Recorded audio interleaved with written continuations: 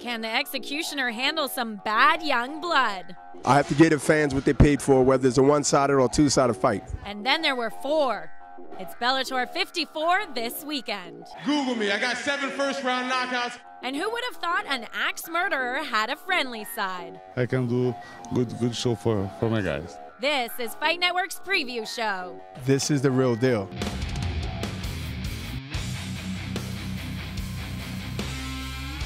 Hey everyone, I'm Sarah Davis and you're watching Fight Network's preview show. This weekend's all about the sweet signs as some big matches are set, including the Believe It or Not title fight between Bernard Hopkins and Chad Dawson in Los Angeles.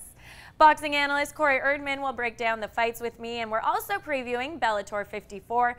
And stick around for the end because Wanderlei Silva is going to tell us what he's expecting from his upcoming match with Cung Le. So let's get started now with the biggest fight of the weekend. Bernard Hopkins is 46 years old but has not shown any signs of aging. In his last fight, he outclassed a much younger champion, Jean Pascal, and became the oldest champion in boxing history. The advantage that they think they have is really age, because talent-wise, I'm the better fighter.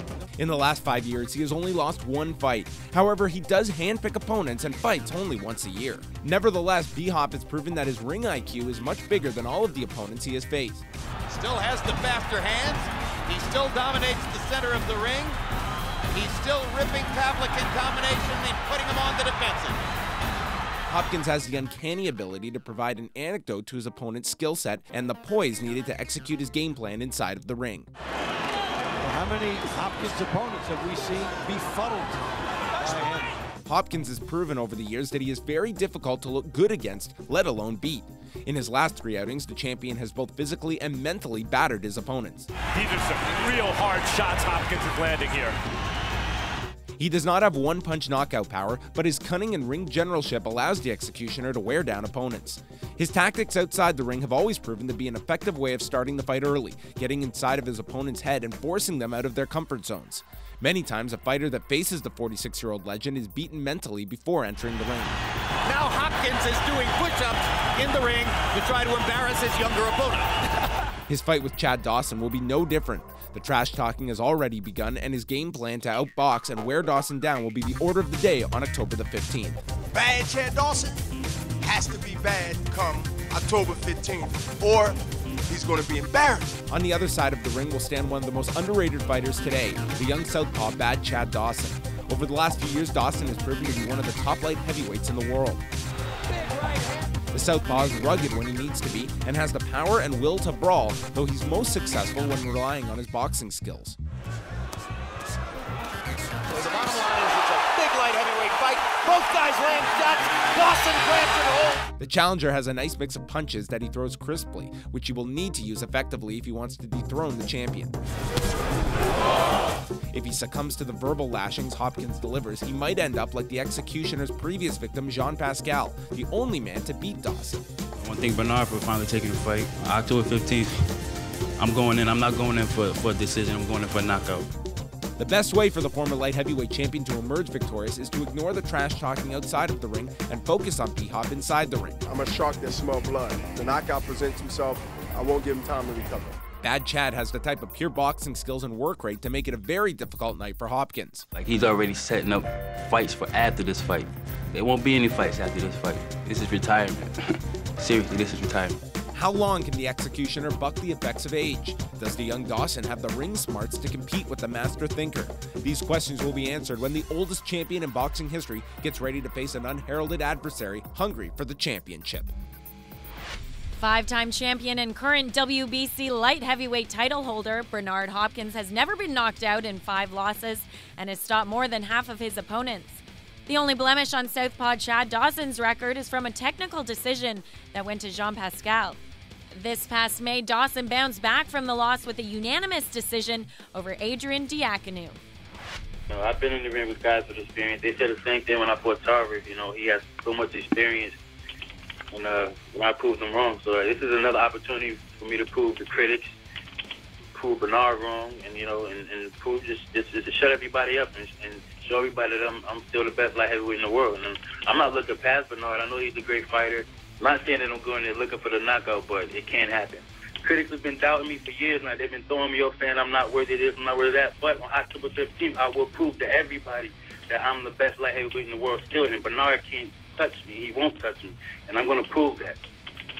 Bernard Hopkins is definitely a motivator. You know, he's doing a lot of great, wonderful things at a high level. I mean, I think he's like 45 or something like that. So he's older than me and fighting on the same high level. He's also a world champion right now. I just think that Chad is a very good fighter, a very good boxer. He's tougher than a lot of people give him credit for. You know, people want to doubt him like he a quitter, and I never seen him quit in the fight. I always seen him have a good heart, and he's a tough kid. And you know, I just came here to try to help him, to install him to fight his fight. You know what I'm saying? And you know, Bernard is a very crafty, smart fighter, and you know, people want to make it seem like he's this great magician. He's not. He's just a hard worker, and he tried to get in your head and outsmart you. So, you know, whatever it takes to win, that's what we're coming to do. Boxing analyst Corey Erdman joins me now. And Corey, let's get started with talking about what gets everybody pumped up for a fight, and that's all the trash talking that goes down. We can always count on Bernard Hopkins for that. How would you rate his trash talking this time around? Well, it hasn't been as crazy as usual, and that's because Chad Dawson just hasn't been firing back at Bernard too often. But Bernard always finds targets. He's been talking about the Philadelphia Eagles. He's been talking about Dawson's trainer. He'll find people to talk to during these press conferences, but Chad hasn't been saying much back, not like Jean-Pascal, who is very willing to trade with Bernard, even though he didn't really get the best of those exchanges. So it's been good sound bites from Bernard as usual, but not as crazy as, say, during the Felix Trinidad lead-up. Still, though, it must be pretty intimidating for a 46-year-old champion to go out there and tell these young guys who are in their primes that he's going to take them to the cleaners. And we saw him intimidate Jean-Pascal with those push-ups during their fight, and he's always doing this move. Well, right? he's the executioner, and yeah, you know what? It is intimidating anytime you get in the ring with a guy that you probably grew up idolizing, and Chad Dawson has said it. Bernard Hopkins is one of those fighters he grew up watching and he learned from, but the main criticism of Chad Dawson really works in his favor in this case, Sarah, because people always talk about how Chad Dawson isn't entertaining. He doesn't trash talk. He's a family man, and he hasn't done any of that in this case. So if you're going to criticize Chad Dawson for being boring and for it to be tough to market Chad Dawson, well, you can't be hypocritical and say that these mind games are going to affect him. I don't think they're going to affect Chad Dawson in the way that we've seen fighters being bogged down by them in the past. Well, Hopkins, we've been able to see act like a chameleon in fights, especially against Pavlik. He's really able to adapt to any sort of style. Do you think he'll be able to do that again one more time with Dawson? Well, he's especially adaptable against guys who will come forward toward him. And Bernard is so good because he's a ring general and he's able to dictate the pace. But when a guy is coming toward you, it's a lot easier to do that. And I think a tall, lanky guy like Chad Dawson, a southpaw, a guy that jabs a lot, is exactly the kind of fighter who can trouble Bernard Hopkins. And they haven't always been southpaws, but guys that can pump out a lot of jabs, Jermaine Taylor, Joe Calzaghe, those have been the guys who have given Bernard trouble, and those have been the guys that he's lost to. So I think it's not really a favorable matchup for Bernard for once. So, Corey, what's your prediction for this fight? Well, ever since the first Glenn Johnson fight when Chad Dawson got in trouble because he wanted to fight on the inside, he wanted to mix it up, he's changed his mindset completely, and he's become a more patient fighter and a more mature fighter. So I think he's going to do exactly what I said. I think he's just going to push the jab out there for the first 4 rounds. I think he's going to do enough to put those in the bank and maybe step up the activity just a little bit more, but remaining on the outside. I see Chad Dawson winning a unanimous decision victory and getting that light heavyweight title back. Born in the city of brotherly love and growing up in the ghettos of Philadelphia, Bernard Hopkins grew up fast. Living off the streets and doing what he needed to survive led the future champion to Graterford State Penitentiary as a juvenile. At 17, I got certified as an adult, and that's when high school quickly became University of Graterford State Penitentiary. Hopkins turned pro in 1988, but lost his first contest, a 4-round decision to Clinton Mitchell. With his life back on track, B-Hop amassed an amazing 19 consecutive victories. On May 22, 1993, Hopkins' boxing dream came true when a world title shot presented itself in a bout with Roy Jones Jr. for the vacant IBF middleweight crown. After 12 hard-fought rounds, Jones won a unanimous decision. It would be another 12 years before he would lose again. In his second major title shot, the Philly native faced Ecuadorian Segundo Mercado. Fighting in Ecuador, Hopkins was knocked down twice, but still walked away with a draw. In a rematch 5 months later, there would be no questions, as Hopkins dismantled Mercado in 7 rounds and won his first major title. Through the late 90s and early 2000s, quality contender after quality contender fell at the hands of the Executioner. In 2001, a 4-man tournament was held to determine the undisputed middleweight champion of the world. In the finals of the tournament, he systematically broke down superstar Felix Trinidad before stopping him in the 12th and final round. It was the defining moment of the Executioner's career. He defended his title 20 times, including a landmark victory over Oscar De La Hoya. Beating Oscar De La Hoya, it just gave me the badge of star as one of the top pound-for-pound fighter in the world from there on. However, his historic and unprecedented reign as middleweight kingpin came to an end when he faced a young upstart Jermaine Taylor and dropped both fights in controversial 12-round decisions. Unaffected by the loss and moving up 2 full weight divisions, B-Hop set out on winning the light heavyweight title from Antonio Tarver. Right hand by Hopkins again. Another right hand by Hopkins. That one landed and bothered Tarver. This fight has been one long celebration for Bernard Hopkins. He went on to face 4 top-tier fighters, winning 3 times and dropping 1 to Joe Calzaghe. At the age of 45, when most boxers have retired, he set out on his next quest to become the greatest champion in the history of the sport. The Philly native was impressive. However, Pascal dropped him twice and earned a highly controversial draw. Decision is a majority draw. Pascal retains the light heavyweight title. Tired and frustrated with the decision, Hopkins waged a verbal war against Pascal and secured himself another shot at the title. I'm gonna beat him down. I'm gonna take his heart, take his soul, and I'm gonna make him quit one way or the other. That is so important to me. A decisive victory allowed the veteran to lay claim to being the oldest champion in the history of boxing. At 46 years old, looking stronger than ever, the Executioner has his sights set on leading Bad Chad into the gallows. Ring legends have shown true grit, determination, physicality, and an all-around mental toughness. These are characteristics Hopkins has executed perfectly. As a result, the living legend has transcended the sweet science and will go down in the annals of boxing history forever. At the end of the day, I think who wants it better, who has a better IQ, and I believe I do, who will win this fight October 15th.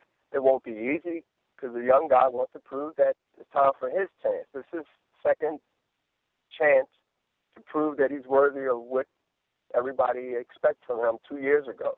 He failed in that case. So now he has another shot at it, and he's going to put all on the line, and I'm expecting that. I train under those circumstances, knowing that he's coming with all guns blazing. I got to be ready to have mine blazing also. It's going to be a shootout. Don't go anywhere. We're taking a look at more of the sweet science set for this weekend, and we're previewing the second round of Bellator Fighting Championships middleweight tournament. I drop bombs. All I do is fight.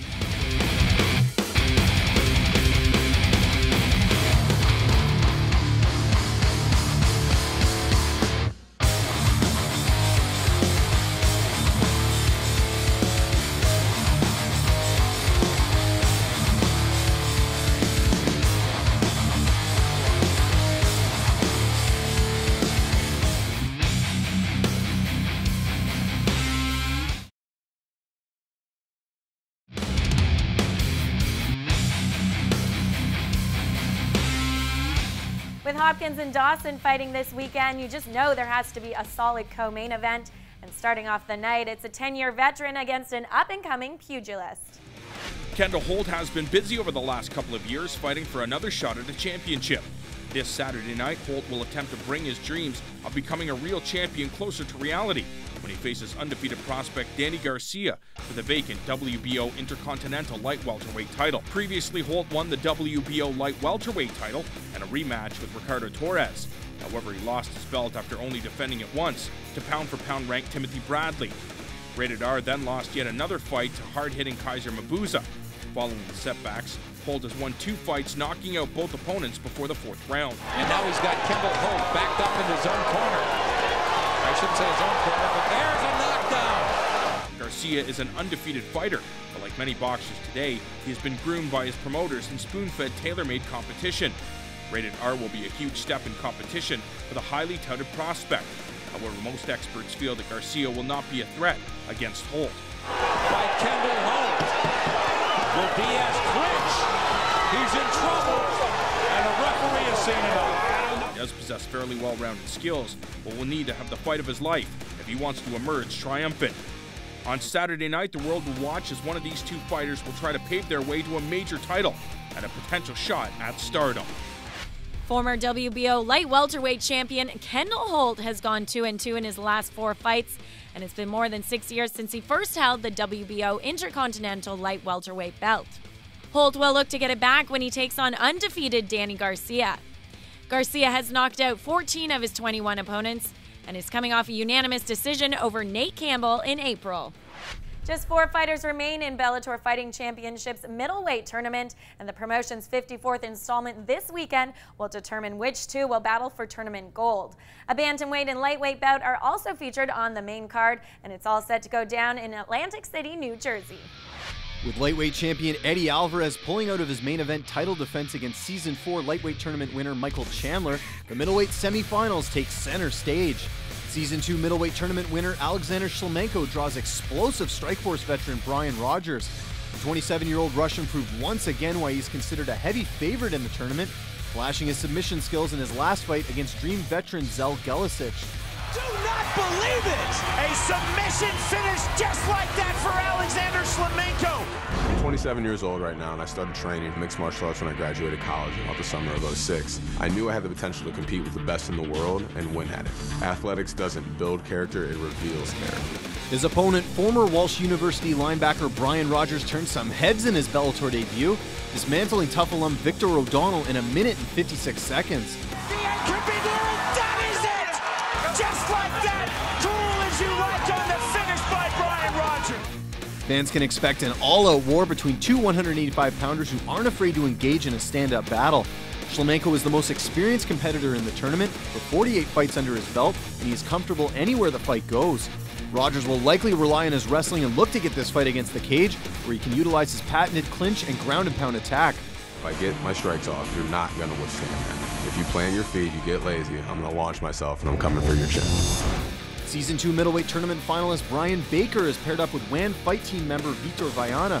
The Beast lived up to his nickname in his last contest, overcoming a guillotine choke in the first round, to come back and TKO Jared Hess in the third. That's it. TKO stoppage, but Brian Baker is through to the final 4. Across the ring from Baker is 11-1-1 Vitor Viana, who earned a close split decision victory against Sam Alvey in a 3-round war that wasn't received well by the audience. I don't know why I boo.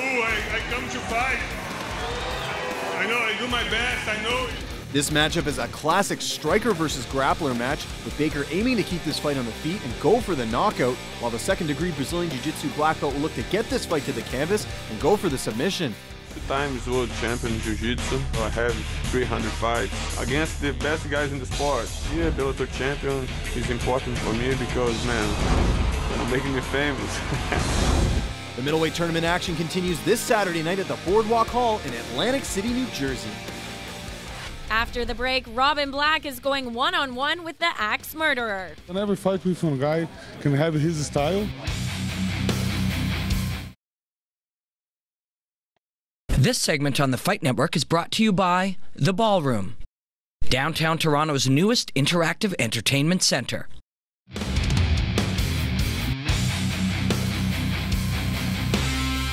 He's known as the Axe Murderer, but he's one of the most loved fighters in mixed martial arts. Wanderlei Silva always brings the intense and aggressive style to his fights, but he seems to always have a smile on his face outside of the cage, especially around his loyal fans.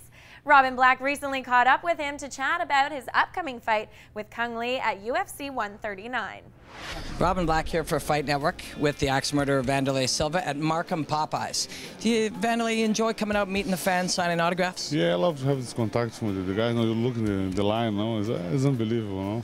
That reception that the Canadian fans, that energy the Canadian fans give to me is really important. I love it, that. Yeah, we've seen you up here in Toronto a ton of times, and you're always smiling. No, friends, but man, who's going to smile for that guys, That the guys, and just right now, I signed for my next fight. We're going to fight 19 November in the coming event of C139, and receive that energy right now in that moment for me is really important. Now, when you found out that Vitor was going to be out and you were going to be in, where were you when you got that call? Man, I'm at home playing the pool with my son, because I make because it's true. I think I'm gonna fight just in February, you know. Yeah. And I received the call, the message Wednesday, and Joshua say, "Hey, you available to fight?" For no, maybe February, you know. And he say, "But you wanna fight 19 November, no?" Hey, man, it's too soon. But he say, "Man, it's good, you know. It's like I'm feel sad for Vitor's hurt, you know. But you know, it's like it's bad for one, it's good for others. You know, the opportunity coming to me, and Kangli is a really good opponent. I'm gonna train really hard. Because I never fight with one guy can have his style. It's the first time, you know. I'm gonna try to have some guys can kick, you know, and like him for try to make one good game plan for that fight. Now, he uses a lot of Sancho style kicks, and the early shootbox days, you guys had modified Taekwondo and Muay Thai into a style, so it must be somewhat similar to those old shootbox days. No, him having one unique style. No, nobody kicking like him. He's the best kicker in the MMA. No, we need to respect that and need to give attention to that. But you know, coming with that kick, you know, the spinning kick, because that I see. So he hit me with that. It's gonna make me so sad. Be careful. No, but you know, I like this style. He's a great fighter. You know, he's a one. I think we're gonna have one interesting fighting for the fans. Are you thinking about taking any time, get away, maybe, you know, slow down and look at other stuff, or you still want to keep fighting for a number of years? Good question. I love fighting, man. I know my life is inside the octagon. I like that thing. We're working. You know, it's good. Can open. UFC is so big right now. Can open the other opportunity for us. No, I'm gonna try to prove I'm not too old and I can do good show for my guys. Well, best of luck at 139, my friend, and many more. Thanks so much. Thanks to Corey Erdman for breaking down the fights with me. Don't forget to check us out on our website, fightnetwork.com, and you can also find us on Twitter. Our handle is @FightNet. On behalf of Fight Network, I'd like to thank the Ballroom for having us in their space, and thank you for watching. I hope you enjoy the fights this weekend. Bernard, it's up to you. You know what to do to win this match. You punch to the left, shot to his nose, and down he goes.